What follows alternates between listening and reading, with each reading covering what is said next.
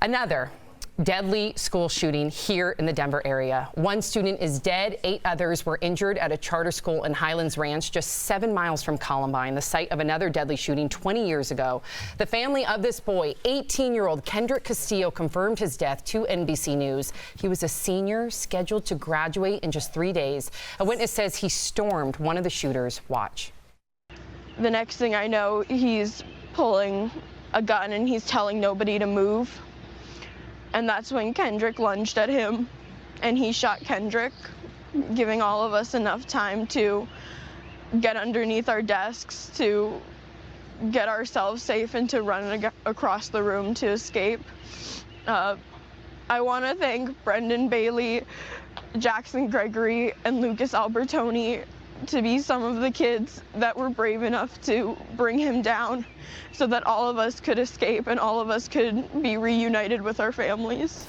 Wow. Police have 2 suspects in custody, an 18-year-old male who we are choosing not to name, and another juvenile female. They were armed with at least 2 handguns, according to authorities. Police were very quick to respond to the shootings, arriving just 2 minutes after getting the call. Investigators searched a home last night and a vehicle found in the school parking lot, which reportedly had the words F Society written on it. Hundreds of parents flooded a nearby recreation center to reunite with their children, some as young as kindergarten. I just can't even imagine. Right now, we do have a 9 News reporter joining us in studio from our sister station here in Denver, KUSA. Chris Vanderveen, thank you so much for joining us, especially under the circumstances. Now, you've been following this story since it broke. You were at the school yesterday. Chris, give us the latest. Really, the latest right now is we're talking about court appearances, particularly for the 18-year-old that was arrested. Obviously, you're choosing not to name. We're going to have that discussion in our newsroom in terms of how we're going to name that particular individual. That court appearance is expected later on today, and that court appearance is when they will start to learn more about the information of the case, in particular what is almost certainly going to be a number of charges that will eventually be filed against this person, including a first-degree murder charge and a number of other attempted first-degree murder charges. That's really what's sort of going on right now. We're also concentrating on the story of those heroes that were in the school that really sort of risked their own lives to go and try to sort of subdue these 2 suspects that went inside their school around 2 o'clock local time yesterday. Wow. And Chris, the Denver area is ground zero to a number of prominent shootings. Columbine, Aurora, now this.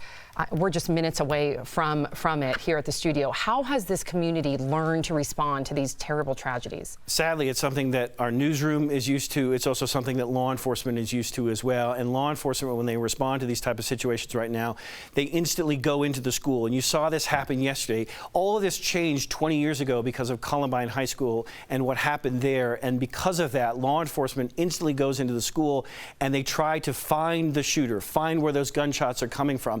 It's also changed the community as a whole because, to be quite honest with you, our newsroom has covered so many of these shootings, and I know our community is sort of asking ourselves, is there something going on here in Colorado that causes this to happen? It's a question they're going to be asking in the days and weeks and months to follow, but it's certainly something, as a Colorado native myself, that I'm certainly wondering. Yeah, thank you, Chris Vanderveen. You are not alone. Cynthia, you know, I've always looked to you for guidance, and you are a mother.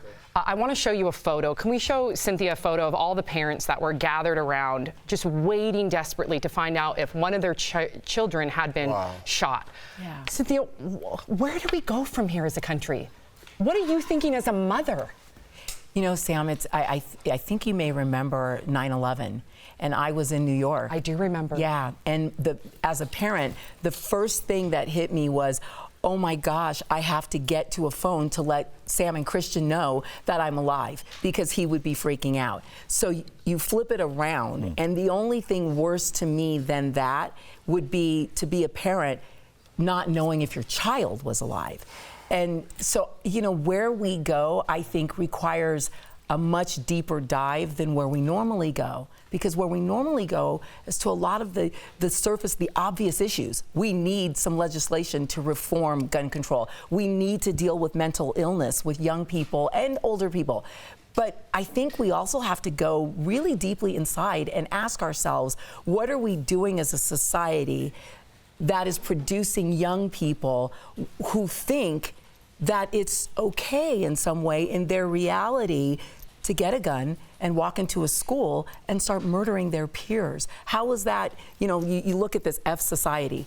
That doesn't really F society. It screws up everybody around the issue, but society continues. So how does society take really control of this issue? And it's a deep, big question. Yeah, society suffers is what's happening. And we talk about this all the time, and I don't mean to get too emotional right away. I'm going to try to keep it under control today. But no, please do. But it's you're not alone. Wasting what? Wasting what? We have all these ideas, and you're right on, Cynthia. We need to look at the mental health of some of these people. We need to look at social media. We need to look at the parents. We need to look at what was different than when we were growing up, because we didn't have this. Parents being friends. We need to put all these things on the table. Kids playing outside. Everything needs to be evaluated. But until it hits home for one of these politicians, until it hits home for somebody that changes the law, this was a private school, I believe, right? This was the first private school. Usually it's a public school. Right. It's a charter school, right. which is a charter school. Till it hits home with a politician, till this goes down in Washington, D.C., and it's one of their children that they have to bury, nothing's going to change. We're going to keep doing these stories because we do them all the time. The news reporter from Channel 9 said, he does these all the time, and he grew up here, and he doesn't have an answer. Nobody does, and I could babble on forever Jeff, about this. People forget that doing nothing is an option. Doing nothing is an option, and that's what we've chosen. It's not what you say you're going to do. We have a lot of action, though. We do. But Sam, these are becoming more and more frequent. Believe me. Believe me. Cynthia knows. I was with her last night, and I was probably the most helpless, hopeless person on the planet, especially knowing that my daughter, I'm going to be sending her to school in just about a couple of years, and I actually am considering homeschool, which I think is not what I... Are you also considering home church? Are you considering home concerts? And theaters, I know. You know, But look at our youth today. All I want to say is our country has overcome so much adversity, and look at our youth right now. It shouldn't be on the youth, Cynthia. No. It shouldn't. It should be on the adults, but unfortunately it's on the youth, but they're rising up. Yeah, they are. But I have to tell you, I think as parents, we're really to blame, because what we're doing, and when you look at the laws that are being pushed through, parents want to be friends. There's two things. First of all, my job was never to be my son's friend. It was to be his parent. And so the next thing was, he didn't have choices and decisions that he got to make in 3rd grade and 4th grade about his life. Like, I mean, he was a child. It was my job to provide a safe space. So do you think there's an entitlement today? I think, yes, but I think we're doing it. I think we have to actually play a different role as parents. We have to understand we're supposed to lead, we're supposed to protect, we're supposed to guide. And in large part, they're watching us be crazy and fight over dumb stuff.